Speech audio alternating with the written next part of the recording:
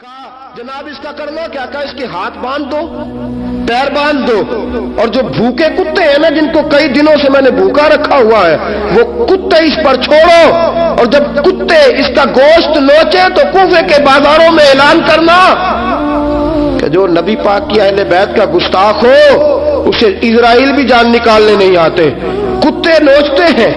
عبید اللہ ابن زیاد کے دربار میں جب سیدنا امام حسین کا کٹا ہوا سر پہنچا نا اس نے ایک چھڑی پکڑی اور چھڑی پکڑ کے نا تو امام حسین کے لبوں پہ مارنے لگا، کہنے لگا تجھے کہا تھا نا بات مان جا، کٹا ہوا سر تشت میں رکھا ہے، تجھے کہا تھا نا بات مان جا۔ راوی کہتا ہوں عبید اللہ ابن زیاد نے چھڑی ماری اور اس نے بے ادبی کی، کہنے لگا تو تھا ہی اس قسم کا، تیرا یہی حال ہونا چاہیے تھا معاذ اللہ۔ حضرت بریدہ اسلمی حضور کے صحابی دربار میں موجود تھے، فرمایا ابن زیاد تو برا ہے، تیرا باپ برا ہے، چھڑی پیچھے کر۔ کئی بار میں نے ان لبوں کو مصطفیٰ کو بوسے دیکھے ہوئے دیکھا ہے، پیچھے کر پیچھے کر، ہٹا لے۔ راوی کہتے ہیں کہ 1 2 3 4 5 6 سال گزر گئے، وہی کوفے کا دربار، وہی محل، وہی تخت اور وہی تشت جس میں امام حسین کا سر رکھ کے لایا گیا تھا۔ 6 سال کے بعد مختار ثقفی حکمران بن گیا۔ مختار ثقفی نے کہا کہ میں چن چن کے ماروں گا وہ بندے جنہوں نے امام حسین کو قتل کیا تھا۔ 1 نہیں 2 نہیں 4 نہیں 6000 بندہ مارا اس نے چن چن کے۔ راوی کہتے ہیں کہ یہ ابن زیاد 30,000 فوج لے کے نہر فرات کے کنارے میدان کربلا کے سامنے آیا اور اس نے جہاد کیا۔ مختار ثقفی نے ابراہیم بن مالک کو بھیجا، فرمایا جاؤ قتل کر کے لاؤ۔ لڑائی شروع ہو گئی، 1 محرم کو ہوئی تو پھر بند ہو گئی، پھر 5 کو شروع ہو گئی، پھر 7 کو شروع ہو گئی، 10 محرم کا دن آ گیا۔ 6 سال کے بعد وہی ظہر کا وقت آ گیا، وہی عبید اللہ ابن زیاد جس نے امام حسین رضی اللہ تعالیٰ عنہ کو قتل کروایا تھا، وہ گرا ہوا ہے اور زمین پہ گرا ہے۔ اس کی گردن پہ ابراہیم بن مالک نے پیر رکھا اور اس کی گردن کو کاٹ کے تشت میں رکھا اور تشت میں رکھ کے جب اس نے کوفہ بھیجا، وہی تخت جس پہ عبید اللہ ابن زیاد نے بیٹھ کے امام حسین کے مبارک لبوں پہ چھڑی ماری تھی، اسی تشت پہ رکھ کے جب اسی عبید اللہ ابن زیاد کا سر سامنے رکھا تو کوفے کے اس دارالخلافہ کے ایک کونے سے ایک بابا بولا اور بول کے کہنے لگا لوگوں گواہ رہنا میرا رب بڑا عادل ہے، گواہ رہنا اللہ بڑا عادل ہے۔ چیختا ہے کونے سے پکارتا کہتا لوگوں عدل ہو گیا، انصاف ہو گیا، عدل ہو گیا، انصاف۔ دیکھو دیکھو جب حسین کا سر آیا تھا ابن زیاد نے گستاخی کی تھی تو کونے سے آوازیں نکلنے لگی تھی کہ زیاد برا ہے حسین اچھا ہے۔ آج ابن زیاد کا سر آیا ہے، آواز پھر کونے سے نکلی ہے، لیکن آواز کیا گونج رہی ہے؟ آواز پھر وہی گونج رہی ہے، زیاد ابن زیاد برا تھا، حسین کو اللہ نے بڑی عزت عطا فرما رکھی۔ مکافات عمل، مکافات عمل، اللہ غافل نہیں ظالم جو کام کرتے، اللہ غافل نہیں۔ 6 سال کے بعد وہی دن، وہی وقت، وہی گھڑی، وہی لمحہ، وہی سارا نظام، وہی دربار۔ انسان ڈرتا نہیں، انسان باز آتا، عبرت پکڑتا۔ ابن زیاد اس وقت کہتا تھا کہ میں جاؤں حسین کے پاس، یہ میں جو ہوتی ہے یہ مروا دیتی ہے۔ شیطان نے کہا تھا انا خیر منہم، میں بہتر ہوں، بس ختم ہو گیا، ختم ہو گیا۔ ابن زیاد قتل ہوا، وہی تاریخ، وہی زمانہ، اللہ کریم نے اس کو ذلت کی موت دی، مرا اور 30,000 فوج لے کے نکلا تھا، پھر بھی بچ سکا نہیں۔ یہ ابن زیاد کا حال ہوا۔ ابن سعد صحابی کا بیٹا تھا، نبی پاک علیہ السلام کے پیارے صحابی کا بیٹا تھا، جناب سعد بن ابی وقاص کی اولاد تھی، لیکن لیکن یاد رکھنا اگر ایک صحابی کا بیٹا یزید بن سکتا ہے تو دوسرے کا ابن سعد بھی بن سکتا ہے. اور صرف یوں ہی توجہ نہ کیا کرو، ابو جہل کا بیٹا بھی تو صحابی رسول بن گیا تھا نا. یخرج الحی من المیت و یخرج المیت من الحی. رب فرماتے ہیں میں زندوں سے مردے اور مردوں سے زندے نکال دیا کرتا ہوں. میں کبھی کبھی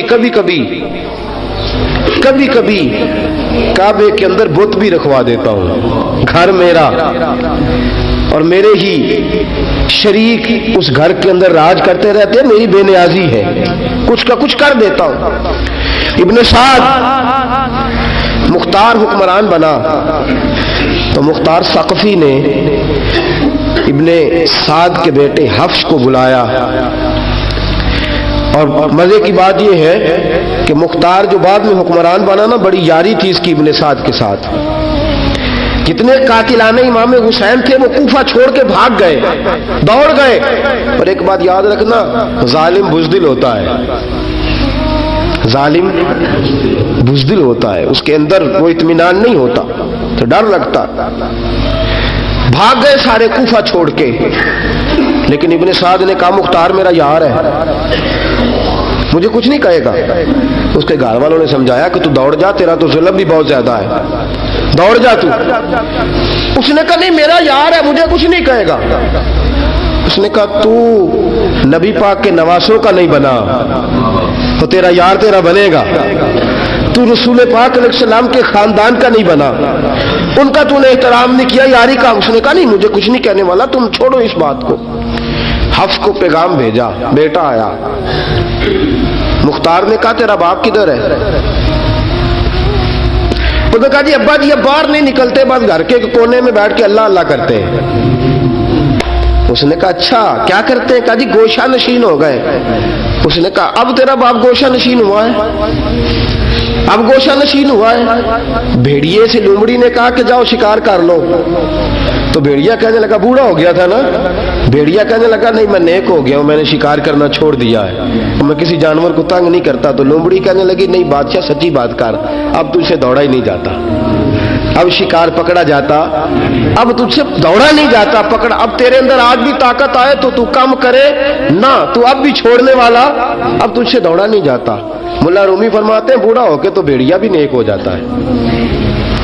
کہا کہ جاؤ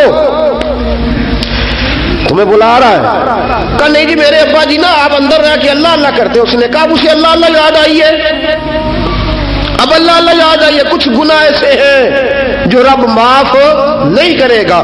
فرمایا وہ جتنی مرضی نمازیں پڑھے، جتنے مرضی روزے رکھے، جتنی مرضی نفل پڑھے، سارا کچھ کر لے، لیکن اللہ کبھی حسین کے گستاخ کو معاف نہیں کرے گا، کبھی نہیں معاف کرے گا. اس لیے کہ جو حسین کا بے ادب ہے وہ دراصل رسول پاک کا بے ادب ہے. اللہ اسے معاف کرے گا؟ ظالم میں اس نے ظلم کیا. ابھی 6 سال ہی تو گزرے تھے، 6 سال ہوئے صرف. ابن سعد بھیجا بیٹے کو، کہا جا اب اپنے باپ کو جا کے کہا تجھے مختار بلاتا ہے، بات سنے آ کے. ڈر گیا. میں نے کہا ظالم بزدل ہوتا ہے. کہنے لگا اس سے جا کے کہو میں نہیں آ سکتا، بیمار ہوں. اس نے کہا چلو وہ نہیں آ سکتا تو ہم تو جا سکتے ہیں نا، ہم تو جائیں گے نا. ابن سعد نے بھیجے 10-12 بندے، فرمایا جاؤ زندہ نہ لے کے آنا، میرے پاس زندہ نہ لے کے آنا. گئے بیٹے کو حفص کو گرفتار کر کے کھڑا کر دیا. اور جناب یہ جو ابن سعد تھا اس کو بھیجا، کہا جب تم اس تک پہنچو نا تو جا کے گردن مارنا اس کی، اور مجھے اس کی وجود نہیں دیکھنا، صرف کٹا ہوا سر دیکھنا ہے. گئے جا کے اس کو پکارا، کہا مختار نے بھیجا ہے مارنے کے لیے. کہنے لگے مختار مجھے نہیں مار سکتا، میرا یار ہے. ابن سعد کہتا ہے مختار مجھے مار سکتا، میرا یار ہے. ان فوجیوں میں سے ایک فوجی کہنے لگا اگر تو محمد کے نواسے کو مار سکتا ہے تو تجھے بھی تیرا یار مار سکتا ہے صلی اللہ علیہ.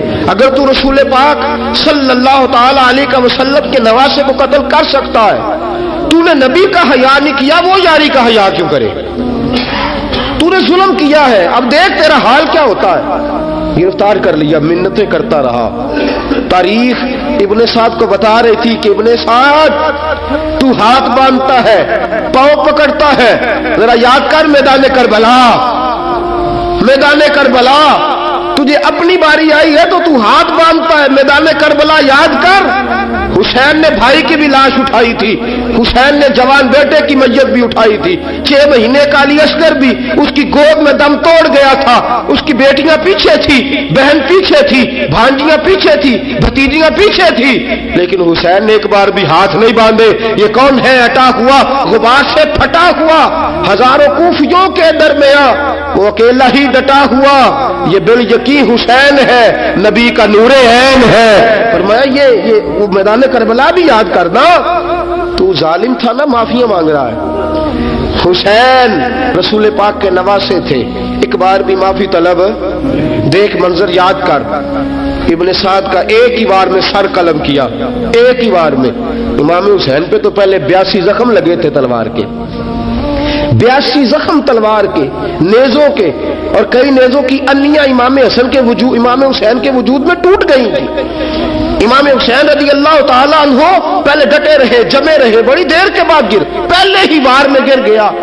ابن سعد کا کٹا ہوا سر پہنچا تو بیٹا کھڑا تھا. مختار سقفی نے کہا کہ تیرا باپ میں نے مار دیا ہے. کہنے لگا کوئی مزہ نہیں رہا زندگی میں. اس نے کہا چلو ٹھیک ہے, تمہیں بھی مار دیتے ہیں. پھر مزہ نہیں رہا تو مار دیتے. کاٹ دیا سر اس کا بھی, دونوں سر کاٹے, تشت میں رکھے, اور مدینہ منورہ حضرت محمد بن حنفیہ رضی اللہ تعالیٰ عنہ جو امام حسین کے چھوٹے بھائی تھے, جناب علی کی دوسری زوجہ کے بیٹے تھے, جناب علی کے صاحبزادے ان کے پاس بھیجے, اور بھیج کے کہا کہ لو ابن سعد کا سر حسین کا بدلہ ہے اور اس کے بیٹے کا سر علی اکبر کا بدلہ ہے. جب محمد بن حنفیہ کے پاس پہنچے تو آپ نے فرمایا یہ کمینوں کے سر میرے بھائی کے سر کا بدلہ ہو ہی نہیں سکتے. یہ کہاں حسین کا بدلہ ہو سکتے ہیں؟ وہ حسین ابن علی, وہ حسین ابن علی. حسین ابن علی کی شان رفت کوئی کیا جانے, حسن جانے, علی جانے, نبی جانے, خدا جانے. وہ حسین ابن علی کہ باپ جنہ دا ہر میدان اندر لڑدا رہا سی کل ایمان بن کے, ماں جنہ دی سجدۃ النساء ہوئے تے نانا عرش تے جاوے مہمان بن کے. فرمایا یہ حسین کا بدلہ ہو سکتے ہیں؟ وہ خولی بن یزید, خولی بن یزید جس نے امام حسین کا سر کاٹا تھا. پتہ چلا نا, دیکھیں نا امام حسین کو کتنے موقع ملے تھے کربلا سے جانے کے. پہلے موقع پر ہی خور بن یزید نے کہا کہ امام آپ جانا چاہیں تو میں رستے کھول دیتا ہوں, آپ تشریف لے جائیں. امام حسین نے فرمایا میں علی کا بیٹا ہوں, دوڑوں گا نہیں, میں دوڑوں گا نہیں, میں نہیں جانے والا. خولی بن یزید دوڑ گیا, کوفہ چھوڑ کے دوڑ گیا, اور کسی دور دراز علاقے میں جا کے ڈیرا لگا لیا. پھر وہاں سے واپس آیا کہ کسی نے کہا امن ہو گیا, آ گیا دوبارہ کوفے. مختار کو پتا چلا کہ آ گیا ہے, پھنس گیا ہے, گھر پہنچ گیا ہے. اس کی بیوی جو تھی نا خولی بن یزید کی, بڑی محبت کرتی تھی نبی پاک کے خاندان کے ساتھ, حضور کے خاندان کے ساتھ بڑی محبت کرتی تھی. اور محبت والوں کا انداز پتہ کیا ہے؟ رنگے چمن پسند, نہ پھولوں کی بو پسند, ہم کو ہے وہ پسند جسے آئے تو پسند. یہ انداز ہے, انداز محبت یہ ہے کہ نبی پاک کا غلام نہ ہو, سگا چچا بھی ہو تو مانتے نہیں, غلام نہ بنے, سگا چچا بھی ہو تو مانتے نہیں. اور نبی پاک علیہ السلام کا غلام ہو, چاہے حبش کا رہنے والا بلال ہی کیوں نہ ہو, سردار مانتے ہیں. یہ انداز محبت ہے. وہ بیوی بڑی محبت کرنے والی تھی, اسی نے پیغام بھیجا, اس نے کہا آ گیا ہے گھر. بندے بھیجے, کہا جاؤ خولی کو پکڑ کے لاؤ. مختار نے کہا جلدی لاؤ. حکمران نے حکم دیا, لاؤ پکڑ کے. گئے, گھر کے اندر گئے تو چھپ گیا. چھپا کہاں؟ ٹوکرے کے نیچے.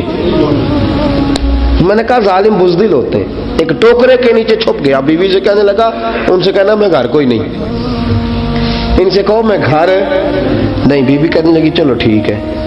دروازے پہ گئی, وہ کہنے لگے ہم خولی بن یزید کو گرفتار کرنے آئے ہیں. منہ سے پکار کے کہنے لگی گھر کوئی نہیں, منہ سے, اور ہاتھ کے اشارے سے کہنے لگی وہ ٹوکرے کے نیچے چھپا ہوا ہے. منہ سے کہنے لگی کوئی نہیں گھر, تاکہ سن لے, اندر سن لے. मुंह से कहने लगी कोई नहीं, हाथ के इशारे से कहने लगी छुपा हुआ टोकरे के नीचे।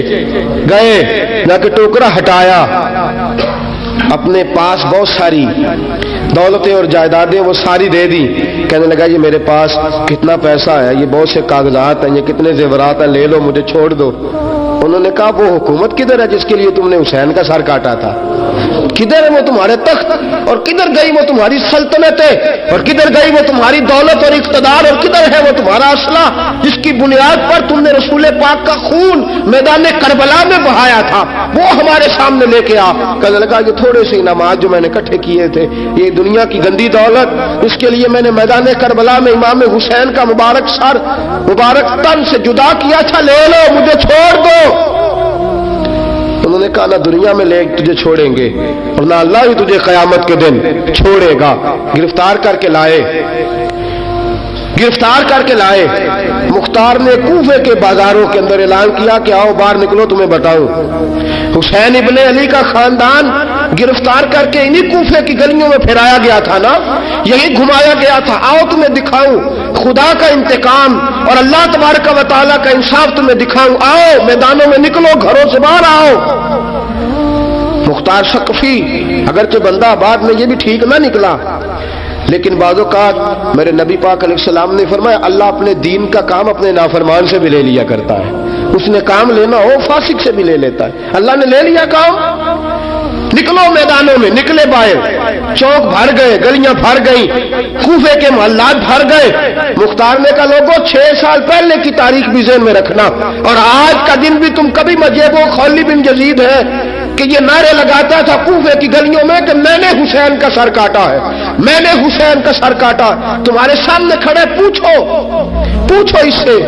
उससे पूछा भी तूने हुसैन का सर काटा? कहने लगा जी मैंने तो बिल्कुल नहीं काटा था, मैं तो इनाम के लिए नारे लगाता था, मैंने तो नहीं काटा। उसने कहा चलो अभी करते हैं तेरा बंदोबस्त। जख्म लगाए, जख्म लगाए, तलवार के साथ इसके वजूद पर जख्म लगाए, और जब निढाल हो गया, खून बह गया, जमीन पे गिर गया, तो मुख्तार ने कहा इसके वजूद को आग लगा दो, जिंदा को जला दो। जब वो जल रहा था, राख उड़ रही थी, लोग कह रहे थे कि देखो याद रखना अल्लाह ने रस्सी ढीली कर दी थी, अब रब ने रस्सी खींची है, तो देखो खुदा से बड़ा किसी का इंसाफ नहीं है। किस अंदाज में इमाम हुसैन के कातिल को शिमर जिल जौशन, मैंने कहा था 10 मुहर्रम के दिन जब मुख्तार के लोग इसके पीछे भागे तो मदीना मुनव्वरा तक गया, हजरत इमाम ज़ैनुल आबिदीन से भी मिला, उन्होंने पानी भी पिलाया, पानी भी पिलाया। कहने लगा इमाम साहब लगता है आपने मुझे पहचाना नहीं। फरमाया मेरा सारा घर उजाड़ दिया, मैं तुझे भूल सकता हूं?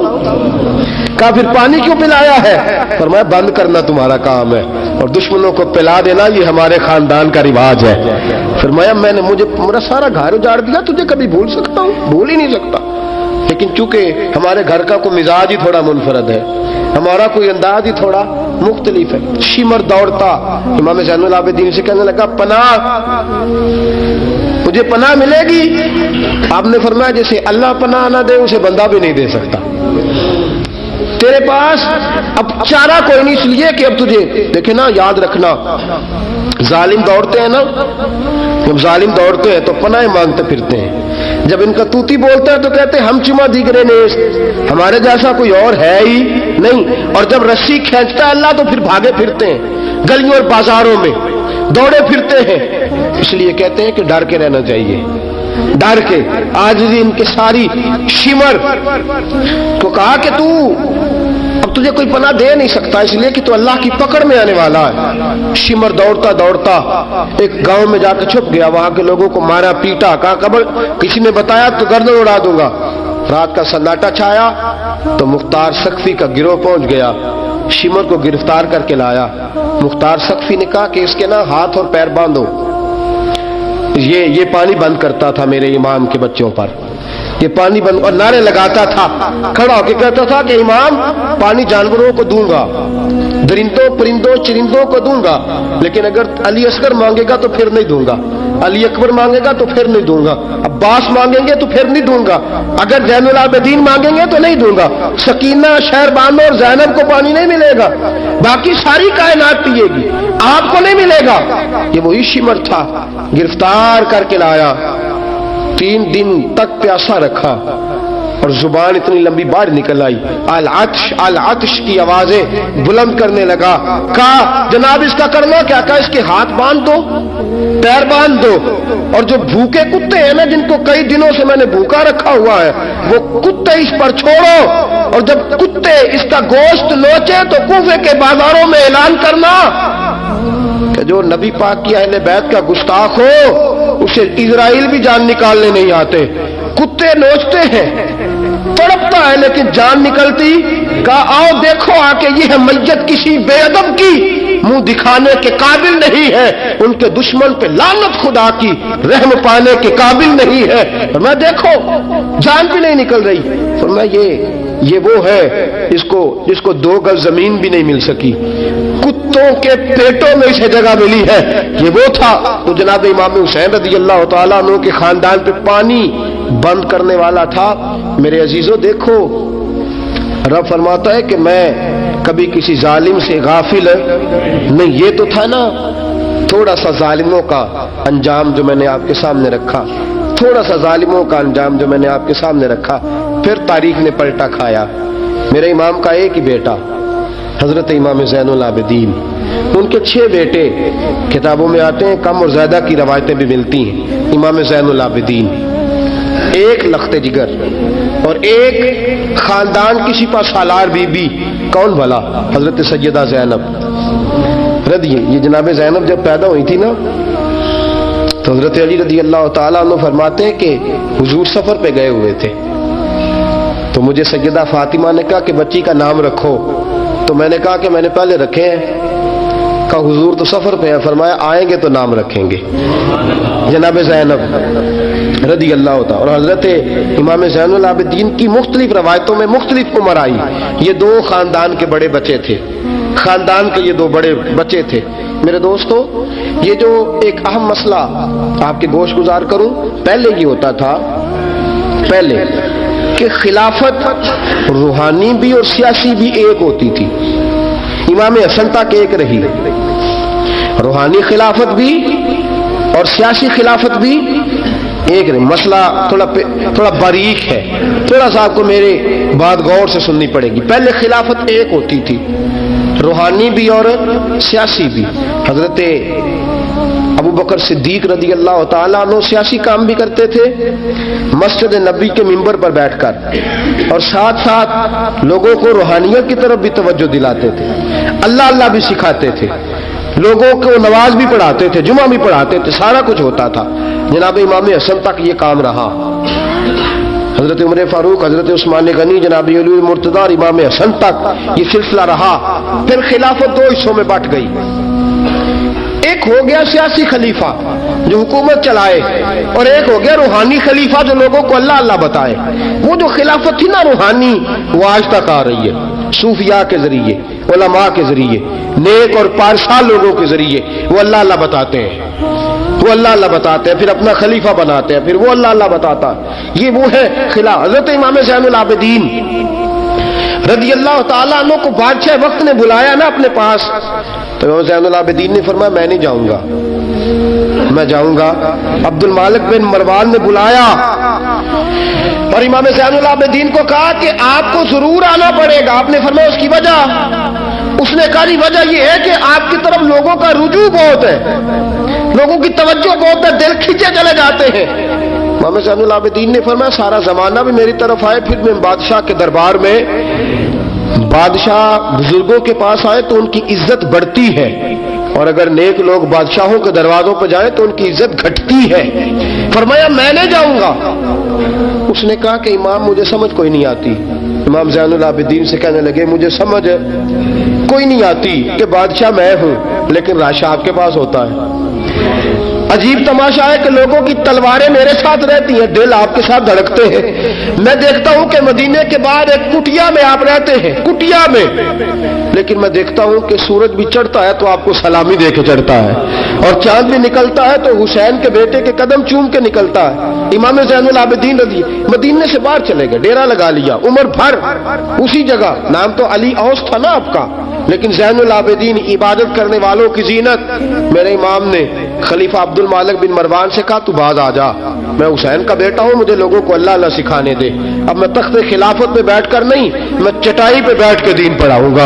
अब मैं फर्श ज़मीन पे बैठ के लोगों को अल्लाह अल्लाह सिखाऊंगा। इमाम ज़ैनुल आबिदीन को खलीफा अब्दुल मालिक बिन मरवान हुआ पता क्या था, थोड़ी सी तारीख बता दूं।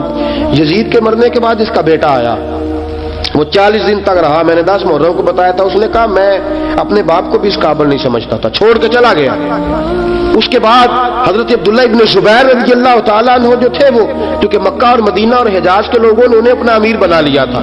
जब यजीद के बेटे ने खिलाफत छोड़ी तो वो पूरे मुल्क के एक जो है वो अमीर बन गए। इनके दरमियान ही मरवान ने साजिश की, मिस्र और शाम पे उसने अपना तसल्लुत जमा लिया। मरवान मरते वक्त अपने बेटे अब्दुल मालिक बिन मरवान को बना गया अमीर। अब्दुल मालिक बिन मरवान बड़ा जालिम, बड़ा खूनखार, बड़ा बदतहजीब आदमी था। इमाम ज़ैनुल आबिदीन से कहने लगा कि आपको आना पड़ेगा। आपने फरमाया मैं कोई नहीं आऊंगा। उसने इमाम ज़ैनुल आबिदीन को गिरफ्तार कराया। बहुत सारे बुजुर्गों ने लिखा है, बिलखुसूस इमाम कुशैरी ने रिसाला में लिखा, गिरफ्तार कराया, हाथों में बेड़ियां, पैरों में बेड़ियां। इमाम ज़ैनुल आबिदीन जिस तरह निकले थे ना करबला से और दमिश्क आए थे गिरफ्तारी के आलम में, और फिर दमिश्क से मदीने आए थे, उसी आलम में फिर गिरफ्तार कराया। और खलीफा अब्दुल मालिक बिन मरवान के सामने जब इमाम ज़ैनुल आबिदीन पहुंचे तो आपने कहा कि तूने देखा है ना मेरे बाप के कातिलों का क्या अंजाम हुआ था, तूने देखा है मेरे बाप के कातिलों का, बाद आ जा। उसने कहा कि यजीद के पास ताकत थी, उसने आपको गिरफ्तार करा लिया था, अब मेरे पास ताकत है, मैंने भी गिरफ्तार करा लिया है। इमाम ज़ैनुल आबिदीन से कहने लगा आपके पास ताकत है तो दिखाइए, आपके पास है ताकत तो दिखाइए। इमाम ज़ैनुल आबिदीन रज़ियल्लाहु ताला अन्हु ने फरमाया तुझे कहा चैलेंज न कर, मैं दरवेश हो गया हूं, एक तरफ लग गया हूं, एक कोने में जाकर बैठ गया हूं, मदीने से बाहर जाके मैंने डेरा लगाया, बस मुझे अब छेड़ मत, मुझे अपना काम करने दे, मुझे लोगों को दीन सिखाने दे, अल्लाह अल्लाह बताने दे, तू जान, तेरी हुकूमत जाने, तेरी सल्तनत जाने, मैं तेरे काम में दखल नहीं देता, तू मेरे काम में दखल न दे, मुझे अल्लाह अल्लाह करने दे, अल्लाह अल्लाह कराने दे। कहने लगा मेरे पास ताकत है, मैंने गिरफ्तार कर लिया है। इमाम ज़ैनुल आबिदीन रज़ियल्लाहु ताला अन्हु के हाथ और पांव में बेड़ियां थी। इमाम ज़ैनुल आबिदीन की जुबान से निकला अल्लाह अल्लाह अल्लाह। तीसरी दफा जब आपकी जुबान से अल्लाह निकला, सारी बेड़ियां टूट के जमीन पे गिर गई। इमाम ज़ैनुल आबिदीन के लिए उठने लगा, फरमाया बैठ जा जमीन पे। खलीफा जमीन पे बैठा, इमाम ज़ैनुल आबिदीन रज़ियल्लाहु ताला अन्हु निकले। मुझे न कहना रवायत ज़ईफ है, रवायतें ज़ईफ होती हैं, अकीदे मजबूत होने चाहिए। हजरत इमाम ज़ैनुल आबिदीन पलटे और पलट के कहने लगे ताकत पहले भी हमारे पास थी, ताकत आज भी हमारे पास है। जब रब कहता है हम इस्तेमाल नहीं करते, और जब कह देता है तो हम इस्तेमाल करना शुरू कर देते हैं। बस अल्लाह की रजा पे राजी।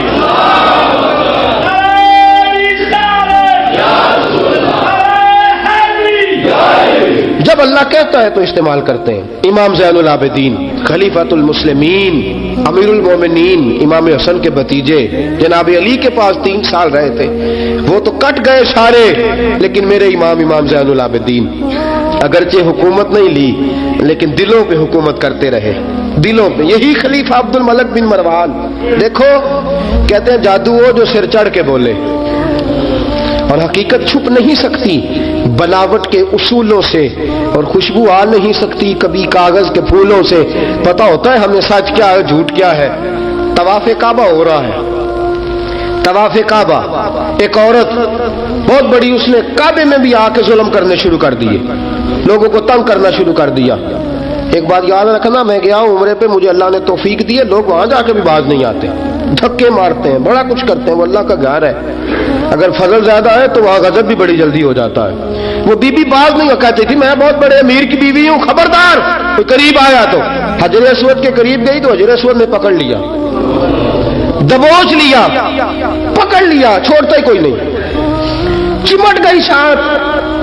बुलाओ लोगों को, बड़ा कुछ किया लेकिन हजर अस्वद छोड़ता। अल्लाह आपको हज की तौफीक दे, आमीन तो कह दे। अल्लाह आपको उम्रे पे ले जाए। ये हजर अस्वद पता बंदे जाके बहादुरी दिखाते हैं। मैं जब परा सटे 5-7 बंदे, मैं फिर चुमदा रहा बड़ा चेर। एक अकलमंदी की थी, एक अकलमंदी वाली बात है। वहां जाके हमारे बुजुर्ग तो कहते हैं वहां जाके जानवरों का भी अदब करो। वो खुदा रसूल के मेहमान में धक्के देते रहे हो, कोई अकलमंदी है ये? कोई बहादुरी नहीं। अगर सूडान वाले करते हैं, ईरान वाले करते हैं तो वो जाने, उनका रब जाने, उनके अमल जाने।